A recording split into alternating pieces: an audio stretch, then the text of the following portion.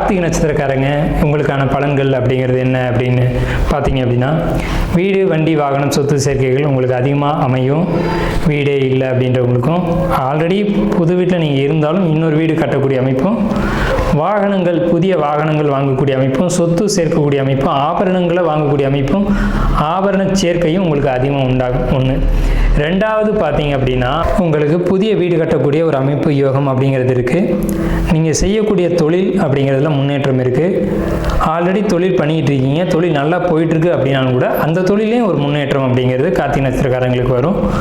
அதே மாதிரி நண்பர்களுக்கு, உறவினர்களுக்கு, ஒரு இக்கட்டான சூழ்நிலையில் இருக்கக்கூடியவங்களுக்கு ஒரு பொருளாதார உதவி செய்யக்கூடிய ஒரு அமைப்பு வரும். அதாவது ஏதேனும் ஒரு இக்கட்டான சூழ்நிலையில் பணம் இல்லை அப்படின்னு சொல்லும்போது நீங்கள் பணம் கொடுத்து உதவி செய்வீங்க. அதன் மூலமாக வருமானமோ அல்லது புண்ணியமோ அல்லது ரெண்டுமே சேர்த்து கூட நீங்கள் சம்பாதிக்கக்கூடிய யோகம் அப்படிங்கிறது கார்த்திகை நட்சத்திரக்காரங்களுக்கு இந்த பாரப இடத்துல கிடைக்கும். அது நிலையான ஒரு வருமானம் அப்படிங்கிறது உங்களுக்கு அமைப்பு உண்டு. உங்களுக்கு ஒரு இடமாற்றம் உண்டு, தொழிலில் ஒரு இடமாற்றம் உண்டு. அந்த தொழிலில் இருக்கக்கூடிய இடமாற்றத்தை நீங்கள் நிரந்தரமாக இருக்கும்படி பார்த்துக்கோங்க. இப்போ இருக்க இடமாற்றம் அடுத்தடுத்து வராத அளவுக்கு தொழிலில் ஏற்படக்கூடிய இடமாற்றத்தை நிரந்தர மாற்றமாக நீங்கள் மாற்றிக்கோங்க.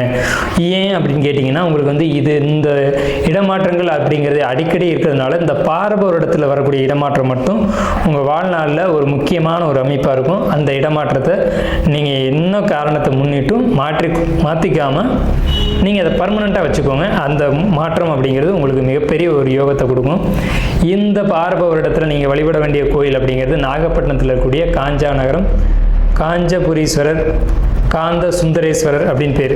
நாகப்பட்டினத்தில் இருக்கக்கூடிய காஞ்சா நகரம் ஸ்ரீ காந்த சுந்தரேஸ்வரர் அப்படின்னு சொல்லக்கூடிய கோயில்.